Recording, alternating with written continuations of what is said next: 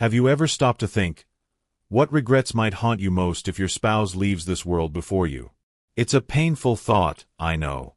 None of us want to imagine that day. But the truth is, death is certain. And while the pain of loss can't be avoided, the regret that often follows can be. Today, we're going to uncover 5 of the deepest regrets that countless widows and widowers have shared over the years. And more importantly, how you can avoid them while you still have time. This isn't about fear. It's about love, awareness, and choosing to live more fully with the person beside you right now. So stay with me until the end, because number 5? That one might surprise you the most. And it could change the way you look at your relationship starting today. I know this isn't an easy subject to talk about. Thinking about losing the person you've built a life with. It touches a place in your heart that's tender and fragile. For many, just hearing the words brings a lump to the throat. And that's okay. It means you care deeply. But here's why this conversation matters, especially for seniors, caregivers, and families. As the years go by, time feels shorter. We become more aware of how precious each day really is. And yet, so many couples put off the conversations that matter most, the small gestures that carry the most weight, and the simple moments that end up meaning everything once they're gone. This isn't about fear. I don't want you to feel afraid while you listen. I want you to feel awake. Aware of the choices you still have right in front of you. Because the truth is, regret only grows in silence. When we don't act, when we don't speak, when we don't love out loud, that's when regret takes root. But here's the good news. You're here, you're listening, and that means you still have the chance to shape your story differently. This video isn't about what you've already lost. It's about what you can still protect. It's about making small changes now that lead to a life with fewer regrets and more love, peace, and joy. So I want you to think of this not as a heavy topic, but as an invitation. An invitation to live more fully today, while you still have the hand of your spouse to hold. To speak words that bring comfort, to make choices that bring peace, and to leave behind memories that will carry both of you through whatever tomorrow holds. Now, let's walk through each of these 5 regrets together. And as we do, I want you to picture your own life, your own marriage, and the small ways you can take these lessons and turn them into everyday actions that matter. One of the deepest regrets people carry after their spouse passes first is realizing how many words of love were left unsaid. It happens slowly, almost without notice. At the beginning of a marriage, the words flow easily. I love you, you mean the world to me, thank you for all you do. But over time, daily life has a way of dulling the voice of gratitude. The routine sets in. You share meals, you manage chores, you discuss family matters. And in the middle of all that, the little words that make a heart feel cherished begin to fade into silence. And then, when one partner is gone, that silence becomes deafening. I've heard stories from widows and widowers who say what keeps them awake at night isn't the arguments, the disagreements, or the frustrations. What lingers most is the aching question. Did they truly know how much I loved them? Did they feel appreciated for all the little things they did every day? Think about this. Words are not just sounds. They are proof. They are love made visible. When you say, I appreciate you for making my morning coffee, I love you for the way you always listen, thank you for being here, you give your spouse something priceless. You give them certainty. And when those words are missing, even if love was felt deeply, doubt has a way of creeping in. Let me share a story that captures this so well. Robert, an 81-year-old man, lost his wife after more than 55 years of marriage. When he spoke about her, his voice shook, not because of their arguments, but because of the times he didn't stop to say thank you. He said, she folded my blanket every night, she kept my slippers by the bed, and I never told her how much that meant to me. I just assumed she knew. After she was gone, those small unspoken words became his heaviest burden. And maybe you can relate to that. Maybe you also assume your spouse already knows how you feel. But here's the truth. Love assumed is not the same as love expressed. Your partner might feel it, but hearing it gives them comfort, peace, and confidence in your bond. So, what's the lesson here? Don't wait. Say it out loud. Whisper it at the dinner table. Write it on a note and slip it into their pocket. Hold their hand a few seconds longer and let them know, I see you. I value you. My life is better because of you. Because here's what I want you to remember. Love expressed today becomes the comfort you carry tomorrow. And when the day comes that you can no longer speak those words to them, you'll rest knowing they never doubted how much you cared. Another regret that weighs heavily on those left behind is the avoidance of hard but necessary conversations. Now, let's be honest. Most couples shy away from these talks. You don't want to bring up end-of-life wishes. You don't want to discuss what happens to the house, or the bank accounts, or the medical choices if one of you can't speak for yourself. You don't want to upset your spouse or force them to picture a world without you. So, you put it off. You say, "We'll deal with it later." But here's the problem. Later doesn't always come. And when that day arrives, the surviving spouse is left carrying a heavy weight, not only of grief, but of confusion, doubt, and fear. Imagine losing the love of your life and, at the same time, having to guess what they would have wanted for their care, their funeral, their finances, their legacy. That burden can feel unbearable. I once heard from Elaine, a 78-year-old widow who lost her husband suddenly. She said she felt like she was drowning. She didn't know where the insurance papers were, which bills needed paying, or even what kind of memorial her husband would have wanted. Every decision felt like walking in the dark. She told me, "I tried to do my best, but I'll never know if I got it right. And that uncertainty still keeps me up at night." That's the cruel part of avoiding these conversations. It leaves behind not just sorrow, but questions that can never be answered. Now, here's what's important to understand. Having these conversations doesn't mean you're giving up hope. It doesn't mean you're inviting death into your home. It means you're showing love in one of the deepest ways possible, by protecting your spouse from the loneliness of uncertainty. By saying, "When the time comes, I want you to have peace. I want you to know exactly what I wanted, so you don't carry guilt or fear." And yes, I know it's uncomfortable. Nobody wakes up eager to talk about wills, medical care, or final wishes. But love isn't just about the happy days, it's also about preparing each other for the hard ones. So here's the takeaway: don't wait. Choose a quiet evening. Pour some tea. Sit down and gently say, "I know this is hard, but I want us to talk about it, because I love you too much to leave you unprepared." You may feel nervous, you may shed some tears, but what you'll gain is peace, security, and the knowledge that when the time comes, you've given each other the gift of clarity. And let me leave you with this thought: grief is heavy enough. Don't add confusion and regret to its weight. One of the most heartbreaking realizations people face after losing a spouse is how many ordinary moments they let slip by without truly savoring them. It's so easy to fall into the rhythm of routine. Dinner at the same table. Saturdays filled with errands. Evenings spent side by side watching television. You tell yourself you'll plan that trip later. You'll take that walk together when the weather's nicer. You'll slow down and enjoy each other when things aren't so busy. But then one day, later never comes. And suddenly, those ordinary moments, the ones that felt small and forgettable, become treasures you'd give anything to relive. I think of Carol, a 74-year-old widow who once told me, "We always said we'd travel more once we retired. We kept saying, after the house is fixed, after the kids settle, after the chores are done." But retirement never came for him. And now, when I look back, it's not the trips we missed that hurt the most. It's the simple breakfasts, the Sunday mornings, the evenings on the porch.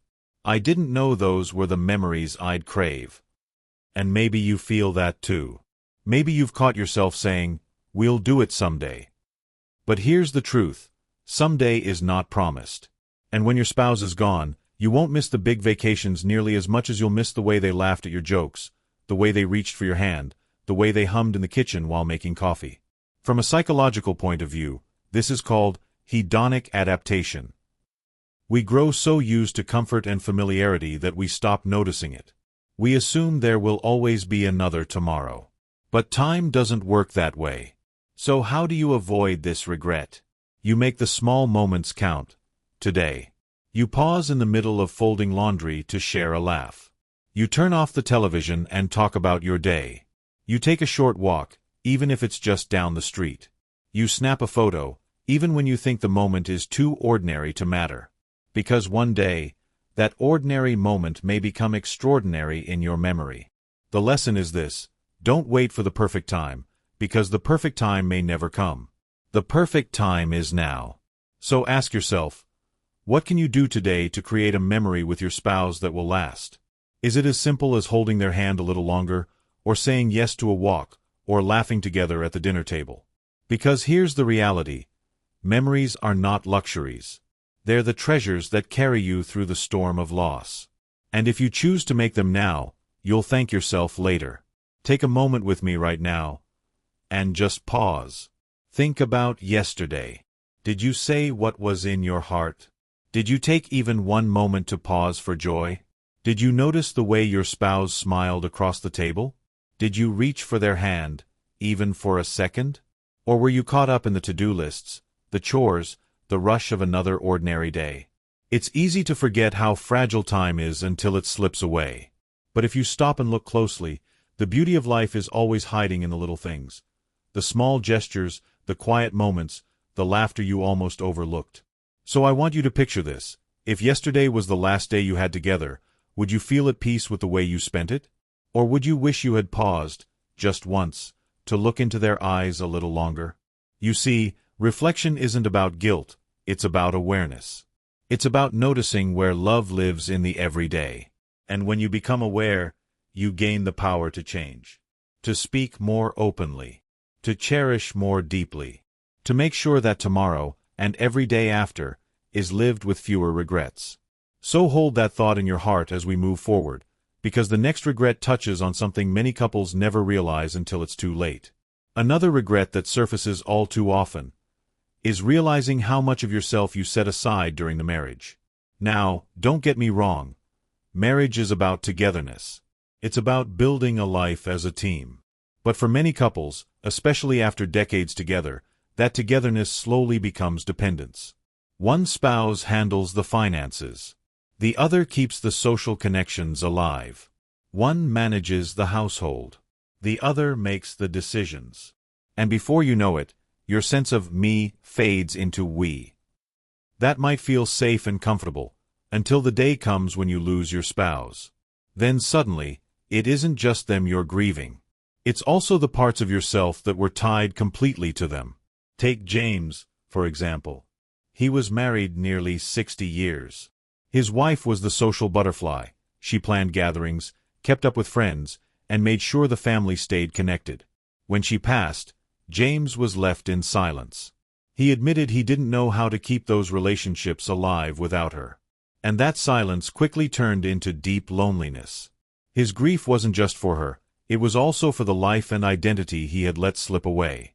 And this is something I want you to think about carefully. Because losing your spouse is hard enough. But losing your own identity at the same time, that can feel like falling into a void. Here's the truth. Maintaining your independence isn't selfish.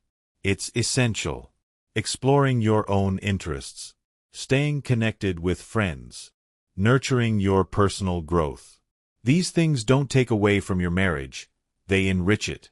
They make you stronger as a couple because each of you brings a whole, growing self into the relationship. And when the day comes when one of you has to walk alone, that independence becomes your anchor. It gives you resilience. It helps you carry on, not because the love was less, but because you cared enough to prepare yourself for life's hardest chapter. So here's the lesson. Don't abandon who you are. Keep learning. Keep reaching out. Keep cultivating friendships, hobbies, and purpose beyond your role as a spouse. Love your partner deeply, but also love yourself enough to stand strong, no matter what tomorrow brings. And if you're still with me right now, let me know you're here by typing the number 4 in the comments below. It tells me you value this conversation, and it reminds us both that you're not alone on this journey. Because the next regret, it's perhaps the heaviest of all. Perhaps one of the heaviest regrets a surviving spouse carries is the pain of unresolved conflict. Every marriage has disagreements. That's normal. Maybe it's about money, maybe it's about chores, maybe it's something as small as leaving the light on or misplacing the mail. But here's what happens far too often. We let those little tensions pile up. We tell ourselves, we'll talk about it later. We'll fix it tomorrow. But then tomorrow doesn't come. And when your spouse is gone, what you're left with isn't the argument itself, it's the silence that followed.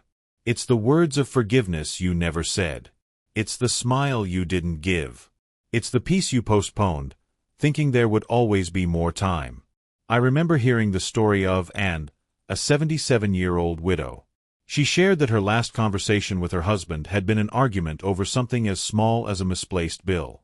She never imagined that would be their final exchange. When he passed suddenly, the weight of that unfinished fight became unbearable.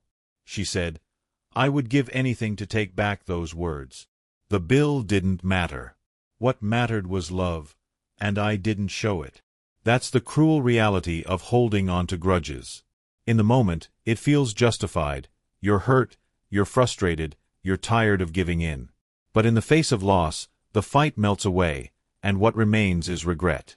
Regret that the last memory you share isn't one of love, but of anger. So what's the lesson here?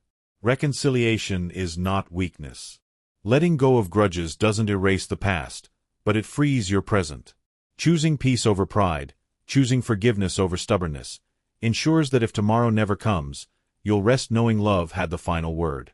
It doesn't mean you never argue. It doesn't mean you don't stand up for yourself. But it does mean you choose to repair.